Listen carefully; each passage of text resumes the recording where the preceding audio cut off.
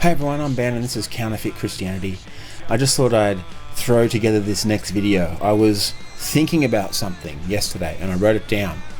I keep notes all the time about things that pop into my mind because that is the way that God speaks to me and flows me into this next place of being. He always keeps on moving me on, step by step.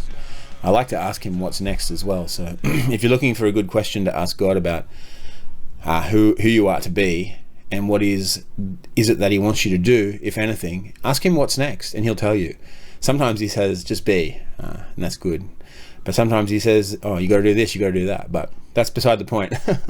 That's just my journey of being with the living God, my daddy. And yeah, so I'm going to keep calling him daddy. I know that people think it's cringe, but I am with him. I like to be with him, and he wants me to call him that because he wants me to understand what it's like to have a true, healthy daddy, the way that he designed us to be in this world with a healthy family. And some of us, we were unable to have that in our lives. I think most of us, we have all been, it's part of the curse of being human, is that we don't get the things that we need in life. And that is the journey of being with him. So the thing that I was thinking about was this question of individualism and community. I think it's a really interesting topic to talk about for people who are on the way with God, who want to be with God, right? And who want to be with their true daddy. We are individuals, but he also designed us to be in community with other people who are also on the way with God. And I think the way that the world has twisted this idea of community, because I think that we're actually been designed to be in community, in real authentic relationship with only a few people. I don't know, I think that God wants us to be in community, first of all, with him. That's the first one, that's together with him first, and then with the people who are right close by you. Like for me, my wife and kids, that's the next circle. And after that, I think that the next circle for me is my family that I was born into. My dad died, but I've got my mom and brother and sister, but that's a really, really hard one because we've all grown up together and there's a lot of trauma around our relationships. And I think that a lot of people might understand what that is. If you can be real and you can actually look at yourself in a real way, most people have never been attuned to in their lives in the correct way, and that has been passed down since Adam and Eve chose to be with Satan instead of God. So community is what we're designed to be in, but this world, Satan, has destroyed it absolutely. The ability to have it with each other, have authentic, real relationship with each other. It's really, really hard. It's the hardest thing to do. A lot of ways that we might do that, to have a fake community, is to have people in the group that you just sort of let things go. You don't say the things that you feel like saying because you know that you can't, because if you say something, then it will bring up trouble. It will cause shit. And that is a fake community. A real authentic community would be, you can talk about everything and understand each other absolutely, but it's okay because we're glad to be with each other no matter what. I think another thing that the world does to us is through the TV, like some things have happened this week in Australia. Some people have been killed, and what the TV does, they push all this on you, so you feel something. We're human beings, we feel things, right? But it's a fake, it's an inauthentic model for living, because these are people who are outside of our designed community.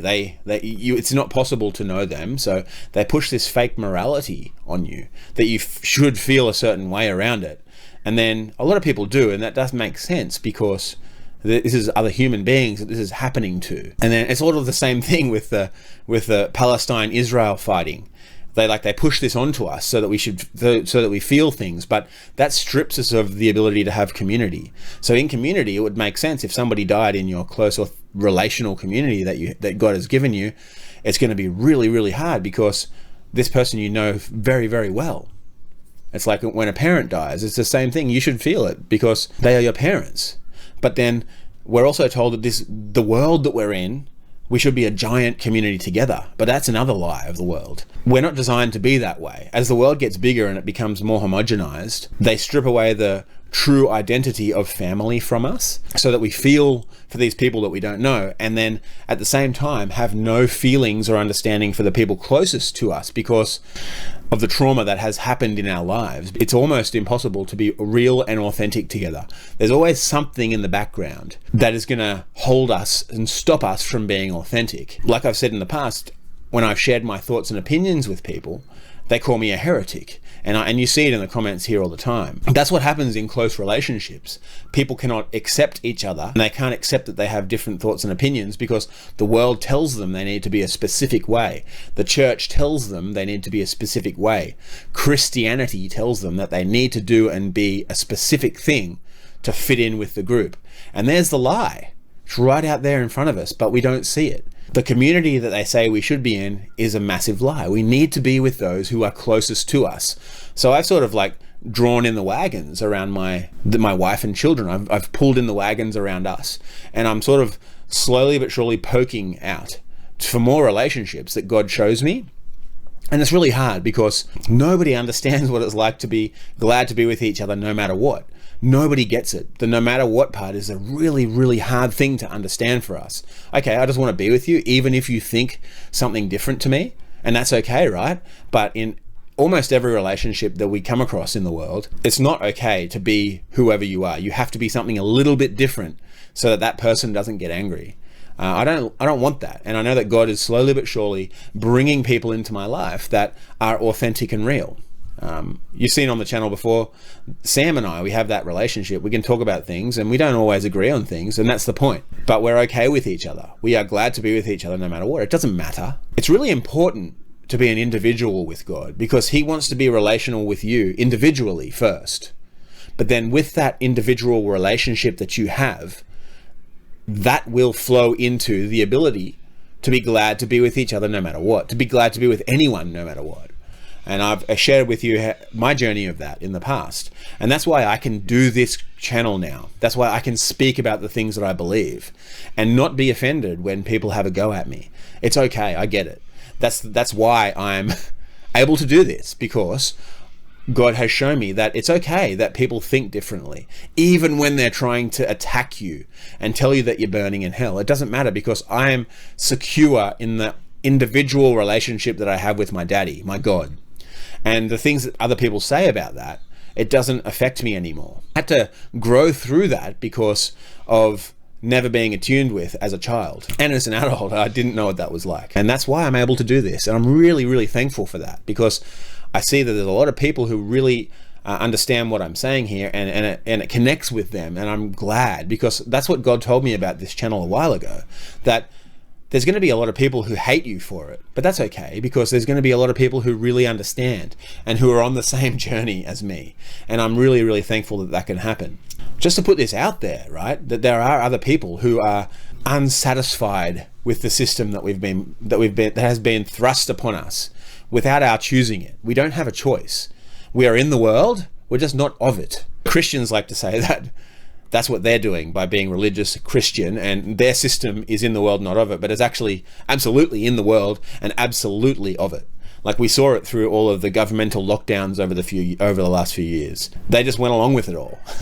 People just went along with it all. The individual relationship with God is really important. It's very, very, very important, so that you can hear directly from God rather than going through some other Satan-led pastor. If you want to understand a small piece of what I'm talking about, read the book Pagan Christianity.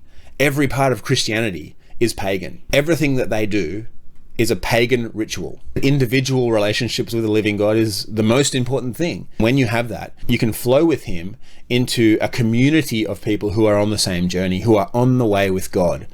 Other men and women who are with God, who are also on the way. And that's what I wanted to talk about today. Individualism versus community. They're both very important, but it's not the way that the world tells us it is.